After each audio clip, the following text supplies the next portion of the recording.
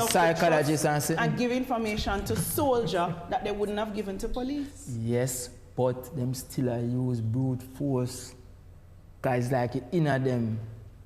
Them still use brute force. So the soft skills them. Why we can't say somebody go to university go train for the social work? Why we can't say invest in them? Why we have to say we have to train soldier to turn social worker? Say soldier them will move from a pit bull type of behavior to a poodle dog, mommy. Nobody's saying that. No, nobody's saying that. No, I never said that. Invest more than soldier them for kind of intelligence and investing in them to allow for greater intelligence in crime fighting, not social work. Yeah, that's important. I tell you, crime fighting come with many facets. So you see the overall thing, them you have to have soldier, police, they're important, yes, but you still have to have social intervention, plus or minus the aggression, mommy. I hear you. The time is ticking, and I need to ask you about something, because one of the things that in an election year folks do with the budget is they put in some sweets to kind of seal the deal for them for the election. Yeah. If you look at the numbers, you don't get an indication. That comes from the revenue side. You don't get an indication of what that sweetener is for the Andrew Holness administration.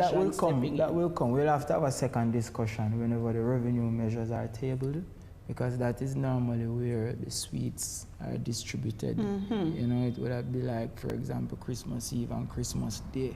Christmas Eve, Christmas Day. So when Christmas Day comes, then we see exactly where it is going. I mean, in this budget at this particular time, there's nothing indicating, based on how it is tabled, that they want to call an election next month or the month after. Andre, your party leader had recommended a reduction in GCT of 2%. You'd support that? When? No, man, everything with the GCT thing done unraveling and news already, man. So I asked if you support that. When you go, I don't know my point of view already. I don't tell you my point of view. Say, how it works, you have to look at the cost and benefit of every action. And so you wouldn't support that 2%? I'm just wondering, because look, the Minister of Finance also had said that that was in the works and possibility. Okay, I think about so would you support a 2% reduction in the GCT? Who, me? Yeah. You already hear my views. It's not the most optimal option. I'm telling you already, I'm going to tell you again, I must stick by it. If you want to give back the people them something, we have to give them back something substantial. I'm telling you already, from my point of view. You wouldn't welcome a $40,000 a year of every how much? 40,000 out of every 2 million you spend or so. Dennis, 77% of income earners earn less than 1.5 a year. 77% of income earners in Jamaica spend less than 120,000 a month. Yeah.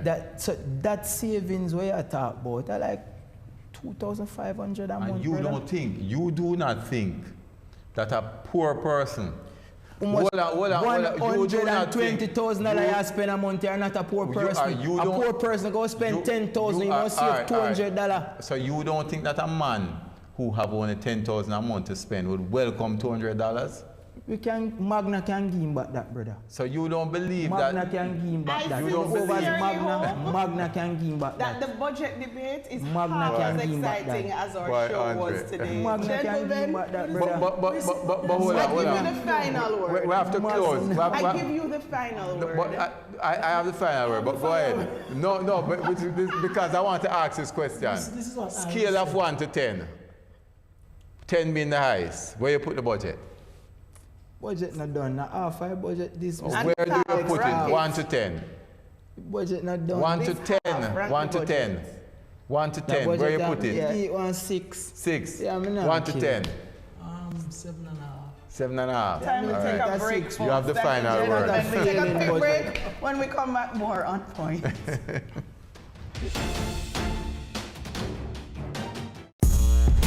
I started out selling out of the trunk of my car.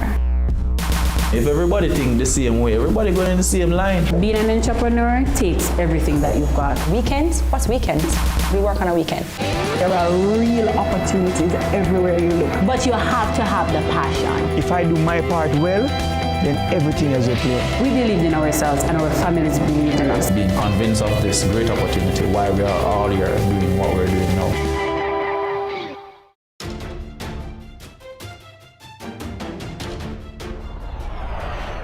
Welcome back to On Point. The government will be spending more on national security in the next budget. But what's the allocation like for the other ministries? Take a look at the numbers. The lion's share of the 2020-2021 budget is going to the Ministry of Finance and the Public Service. That ministry will receive $411 billion, a large portion of which is earmarked for debt servicing. The Education Ministry has the second largest sum, totaling $118 billion. National Security gets another increase for the next fiscal year, being allocated $94 billion. The Health Ministry will receive almost $78 billion. Meanwhile, the Economic Growth Ministry will get $33 billion, and $14 billion is being set aside for the Ministry of Industry, Agriculture and Fisheries. With elections constitutionally due in a year, this may be the last budget presentation before a general election is held. So, how would you rate the Holness administration's handling of the economy so far?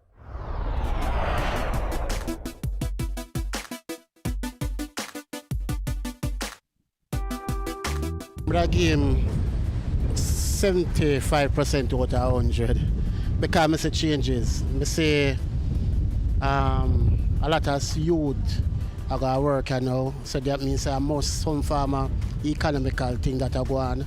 You see, whole heap of structure building are go up, and IMF deal done with. And you have to prop in my boy still, Peter Phillips. You have to give my props to that. And you can't see growth according to the media. You hear the growth about, so I give him the thumbs up. For jobs, I would say 45, because for young persons like myself, I am all the way from Clarendon and I have to come into New Kingston to find a job. Not that we're not making ourselves qualified or getting qualified, it's just that the opportunities are not there. The government doesn't provide them. So I'm not too much for Andrew Holness. I think he's working, but if we could get some more, that'd be good. I rate him at like about 90%. He's doing an excellent job, but my only problem with him, he's too soft on crime. But with the economy, he's doing excellent. So, if you ever get to talk to him for me, tell him, listen, you need to step on crime a little bit more, all right? I give him a thumbs up because with the whole heap of call center that we see around the inner cities and things, the youths them have been given a chance now. I mean, one time I look at China wholesale, them have to go get a little work and thing. The youth them come out now call center, yeah, some good pay and some little thing are going on. Yeah, man, I give him thumbs up for that. Not very political, but as a young person, I would rate that he's doing good because I'm seeing things happening. However, I've been always seeing things happening with whoever is running the government. However, what I noticed that he's doing recently is he's saying that he's providing jobs, and the only jobs I'm seeing appearing are call centers. I don't believe that he's providing the economy with jobs by saying that he's allowing these call centers to pop up all over the place, because they're not long term. They just use it for the peak season, whatever they need you for, and once that is done, they just ramp you down and find other people when they're ready for you again. I don't see that as providing jobs. I think stuff like, say for instance, government jobs. I believe that if he's to open those to opportunities to younger people, that I would believe that he's providing jobs to young people. But until then, no.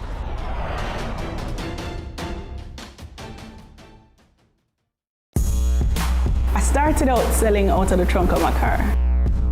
If everybody think the same way, everybody going in the same line. Being an entrepreneur takes everything that you've got. Weekends? What's weekends? We work on a weekend.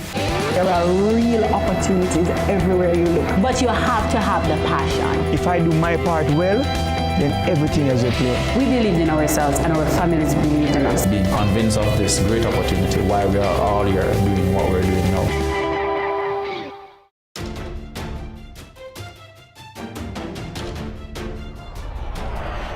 Dennis, what a show. Yeah. You are the numbers man. You took a look at the budget. Your own thoughts on it? I think it's a very good budget. There are a few things I like about it. As I've always said, I don't think you have to necessarily be increasing your expenditure every year, because what you need to do is spend wisely, right?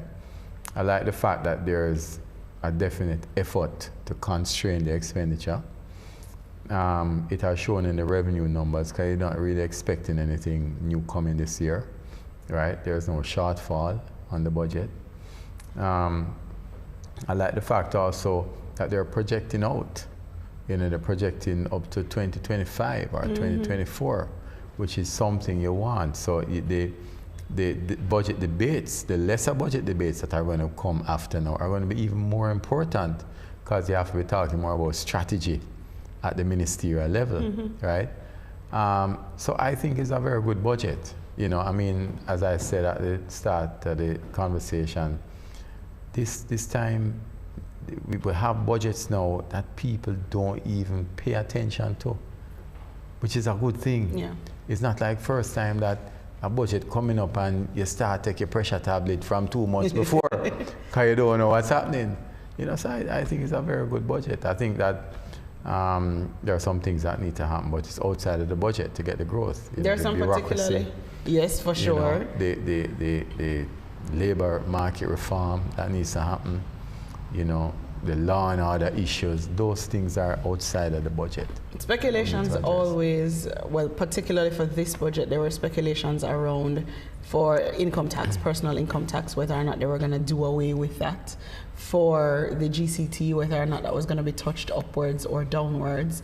And we haven't seen a huge change in either of those two numbers. So the kind of 1.5 that people would have bet on in the last election, that people would have made a determination on who they're going to vote in based on that 1.5 change. We're not seeing any kind of indication of what the carrot may be for the next general election, which is going to make the debates interesting.